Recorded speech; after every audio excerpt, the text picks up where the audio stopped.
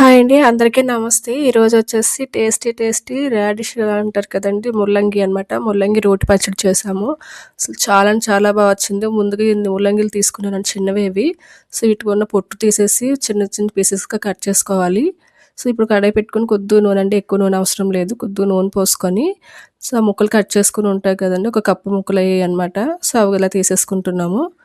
So, చూసారు కదండీ! నేను కొంచెం చిన్న పీసెస్ కట్ చేసుకున్నాను. మీరు కూడా అలా చిన్నగా కట్ చేసుకుంటే కొద్దిగా ఫ్రై అవ్వటానికి త్వరగా అవుతుంది. ముల్లంగి అనేది వాటర్ కంటెంట్ కలిగి ఉంటుంది కానీ, అయినా సరే కొంచెం గట్టిగా ఉంటుంది కాబట్టి, మనం చిన్న ముక్కలు కట్ చేసుకుంటే త్వరగా అనేది ఫ్రై అవుతుంది. సో, ఇప్పుడు ముల్లంగి ఒక కప్పు కదండీ! అందులో సగం కప్పు వచ్చేసి ఉల్లిపాయ ముక్కలు తీసుకోవాలి. నాకు ఒక ఉల్లిపాయ అయితే ఇన్ని ముక్కలు అయ్యిందనమాట, పెద్ద ఉల్లిపాయ. సో, అది కూడా కట్ చేసేసి తీసుకున్నాను. ఇప్పుడు చిన్న ఇంచు అల్లం ముక్క అండి, పొట్టు తీసేసి చిన్నగా కట్ చేసి వేసుకున్నాననమాట. మనం రోటి పచ్చడి చేస్తున్నాం కాబట్టి సో, ఇవి కొంచెం పెద్దగా ఉన్న నలిగిపోతాయి. కాకపోతే మనం త్వరగా ఫ్రై అవ్వాలంటే ఇలా ముక్కలు చిన్నగా కట్ చేసుకుంటే త్వరగా ఫ్రై అవుతాయన్నమాట. సో, ఇందులో మీరు త్వరగా వేగటం కోసం ఇంకా కొద్దిగా ఉప్పు వేసుకుంటే వేసుకోవచ్చు. నేను వేయలేదనమాట. సో, ఒక 2 నిమిషాలు వేపిన తర్వాత కొంచెం వాటి నుంచి వాటర్ వదిలి 2 నిమిషాలు వేపానండి. తర్వాత వచ్చేసి ఒక చిన్న నిమ్మకాయ సైజ్ అంతా చింతపండు వేసుకున్నాను. ఈ చింతపండు కొంచెం పులుపు ఎక్కువగా ఉంది. అందుకని చెప్పేసి చిన్నది వేసుకున్నాను. సో, మీకు ఇంకా కొద్దిగా పులుపు తినేవాళ్ళైతే చింతపండు సైజ్ అనేది కొంచెం పెంచుకొని ఎక్కువగా వేసుకున్నా బాగానే ఉంటుంది.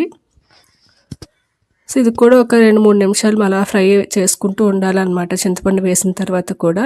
సో, అంత బాగా ఫ్రై చేసుకున్న తర్వాత ఒక నిమిషం మూత పెట్టి తీసేస్తే కొంచెం మగ్గుతుందనమాట. మెత్తబడిపోతాయి. వాటర్ కూడా వచ్చేస్తుంది వాటి నుంచి. ఆ వాటర్ కూడా పెద్దగా రిలీజ్ అవ్వదండి ముల్లంగి నుంచి. కొంచెమే రిలీజ్ అవుతుంది. సో, అది కూడా అలా ఫ్రై చేసేసుకొని ఒక సపరేట్‌గా ఒక బౌల్‌లో తీసుకొని చల్లార్చుకోవాలి. సో, అదే కడాయిలో వచ్చేసి ఇప్పుడు ఒక టీ స్పూన్ వచ్చేసి వేరుశనగ గుళ్ళు అనమాట. ఇది మీకు ఆప్షనల్ అండి. ఉంటే వేసుకోవచ్చు, లేకపోతే లేదు. కానీ టేస్ట్ మాత్రం బాగుంటుంది. ఎక్కువగా వేసుకోవద్దు, కొద్దిగా వేసుకోండి. సో, నేను ఒక స్పూన్ వచ్చేసి వేరుశనగ గుళ్ళు వేసేసి ఒక్క 2, 3 సెకండ్లు అలాగ ఫ్రై చేసుకున్న తర్వాత ఒక స్పూన్ వచ్చేసి జీలకర్ర అండి, ఒక స్పూన్ వచ్చేసి ధనియాలు అనమాట. అవి వేసుకొని ఫ్రై చేసుకుంటున్నాను. ఈ ధనియాలు అనేది కంపల్సరీ వేసుకోండి. రోటి పచ్చళ్ళలోకి ధనియాలు, జీలకర్ర అనేది చాలా మంచి టేస్ట్ ఇస్తుంది. ఇది మొదటిసారి చేసిన వాళ్ళకి కూడా ఈ రెసిపీ చాలా నచ్చుతుంది. ఈజీగా చేసేసుకోవచ్చు. అందరికీ ఈజీగా వస్తుంది.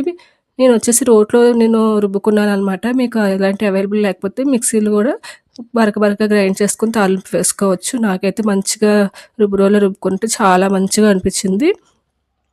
సో, ఇక్కడ వచ్చేసి ఒక 4, 5 వెల్లుల్లి గుడ్లు, ఒక 8 వచ్చేసి ఎండుమిర్చి వేసుకున్నాననమాట. ఈ ఎండుమిర్చి కూడా మంచి కారమైనవి వేసుకున్నాను. సో, మీరు కూడా కొద్దిగా ఎండుమిర్చి అనేది ఎక్కువగా వేసుకుంటే రోటి పచ్చళ్ళకి మంచి టేస్ట్‌ని ఇస్తుందనమాట.